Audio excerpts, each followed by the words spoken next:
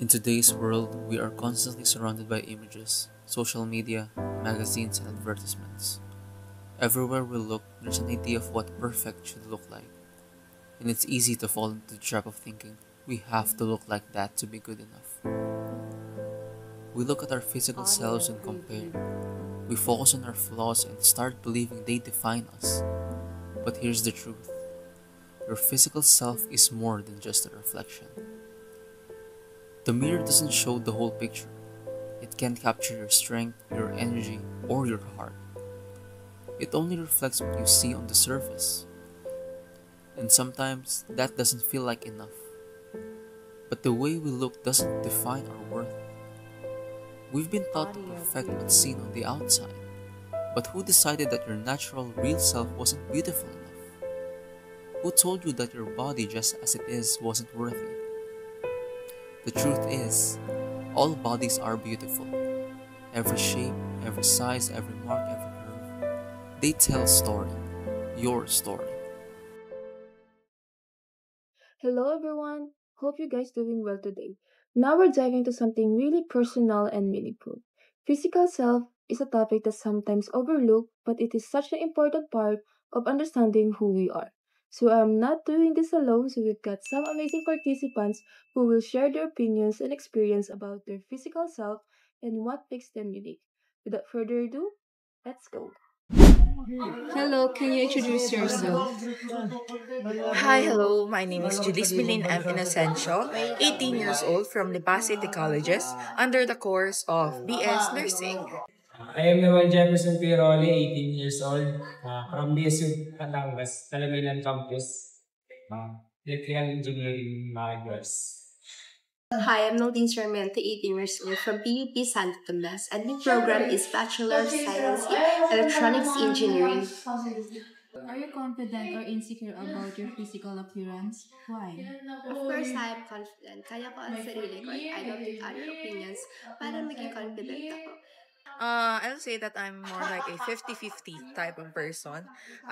Sometimes I do feel insecure about things, but most of the time, I am confident about myself. Siguro confident ako ngayon dahil marami nagsasabi sa atin na pogi daw ako eh. Sabi lang nila, hindi ko naman sila nagsabi. Yeah, confident ako. See yourself as beautiful because other people tell you so. Yes. Yes. Of course, pag sinasabihan nila akong maganda or pretty, mas lalo tinataas ang confident ko. Lalong nadadagdagan ang 50% na confident ko. Yun, sabi nila eh. Sabi nila, gwapo raw ba? Yun, na ano, parang mataas yung confidence. Because I am beautiful. That's what other people told me. Then I would believe that. Even if that is just a joke, I would still believe it.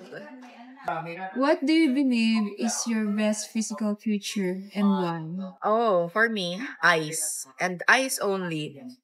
I can look at you, stare at you with it, show my emotions with it. That's all. So a lot of people say na it's my hand. And I like my hands very much. Siguro tong part na sa mata ko sa akin. Kasi marami nagsasabi ng ganda raw yung mata ko tsaka kilay. Doon daw sila na-attract. Are there certain physical traits in others that you admire or wish you had? Meron yung kasi nakita ko yung mga nag-gym, medyo malaki yung katawan nila, yung ganda tignan. Eh ako medyo payat, parang gusto ko rin magpalaki ng katawan.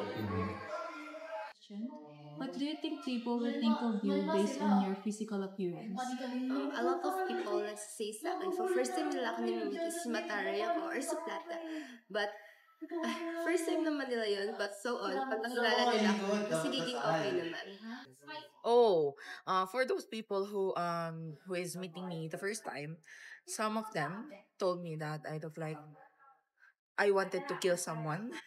That's the truth. But some of them told me that you look like a sweet person. You're approachable. Yeah, that's all. Sabi nila, pogi daw ako. Sabi lang, hindi ko alam matatawa. Tapos, siguro mabait. Sabi nila, mabait din ako eh. Have you ever experienced discrimination about your physical appearance? Yes naman. So, a lot of people say na, "Ang payat-payat mo, kumain ka naman." And a lot of people say, bakit ganyan yung kain mo? Marami ka bang sinasayang na pagkain? And conscious ako dun. But, hindi ko naman sila kilala or may pakialam sa buhay ko. Kaya, ignore ko na lang. Yes, a lot of times. But don't give a yes, I did already experience discrimination, but I don't really care about it since that's their opinion, that's their life, and they have nothing to do with me. I am me, you are you. Love yourself. Yes, na-experience ko. Kumbaga, nung bago pa lang, katulad nung nung bago pa lang na pasukan, parang yung mga klase ko, sila parang gusto nila akong kausapin, nag-approach sila sa akin. Parang yun, parang sa iba, parang hindi nila ina-approach nga dahil yun. So my next question is, do you treat someone differently based on their appearance? Of course, no. Kasi, what if that person is having a bad day and ganun yung itsura niya and may mga days na nagiging slay siya or nagiging ayos siya. Tapos yung day na yun yung abutan mo. Of course not. May kanya-kanya tayong peace at may kanya-kanya tayong galaw. No, because some people do have a face of like they look like they could kill someone. They look like they could punch someone immediately, but is actually a seat part. That is actually an example why you shouldn't judge a person based off their physical appearance. Hindi, hindi ako natingin sa panglabas na ayun. Pantay-pantay lahat ng trato pag Do you think physical appearance plays a big role in friendship, relationship, or even in the workplace? If sa work, of course, kailangan natin, we need to impress your employer and others so matatanggap tayo sa trabaho. Pero pag friendship or relationship, of course, hindi na kasi tanggap nila tayo at kaibigan natin sila for a reason. For friendship and relationship, it doesn't actually play a big role because you can be yourself when you're around the people you love, your friendship or your relationship. But for workplace, you do need to dress appropriately to show nothing but professionalism. Hindi siya, parang wala siyang basehan na kung kunwari sa kahit pagkakaibigan, kahit pangit ka o maganda, basta kaibigan ka, hindi mo kaibigan kita, hindi mo nabasa sa ito. Do you feel conscious about your surroundings regarding your physical appearance? Oo, minsan talaga pagka, kunwari maraming tao, parang kailangan maayos ang itsura ko, parang dapat maganda tingin nila sa akin. Siyempre kakaya naman pagpangit, maraming tao. Of course naman, kapag may mga tao hindi ako kilala or hindi ako familiar sa surroundings ko, pero sinasabi ko sa sarili ko, once ko lang naman nakita yan, bakit ko pa iisipin? Oh, I do feel sometimes conscious about things and people around me, but doesn't necessarily happen all the time. Have you ever compared yourself to people on social media? Of course, nakakompare ko sa sarili ko at hindi ko iwasan. Pag sinasabi ko na, maybe it's just that for me, hindi yun affording ko. Kaya, sinasabi ko na, meron akong sarili kong ganda and I'm confident na yun. Oh, I only compare myself to the people who share their academics. But other than that, like people who show off their cleavage, nothing. I don't like that. Yun po, siyempre, meron, hindi man parang naiingit, parang drop net, o gano'n. Minsan lang. Can you give an artist? Si Joshua Garcia. So, is there anything you want to change about yourself? No. Siguro wala. I don't want to change anything about myself. Kasi, tanggap ko kung ano ako and I will love myself no matter what. Doon na ako, parang okay na ako sa ganito yung direction ako. I don't see a reason why I need to change myself.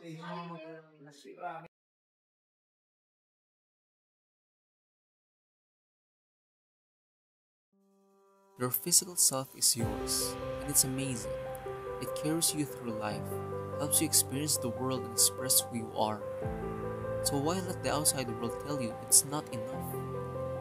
You are not just a body to be judged. You are a whole person. worthy of love, confidence, and acceptance just as you are. Remember, you are not defined by what you see in the mirror, but by what you feel inside and how you carry yourself. Your physical self is a part of who you are, but it's not all you are. If you ever feel like your physical self isn't enough, or if you are struggling with how you see your body, you are not alone. Reach out for support. Talk to someone who can help. There's help and there's love. Always. You are more than enough, just as you are. Your body is beautiful. You are beautiful.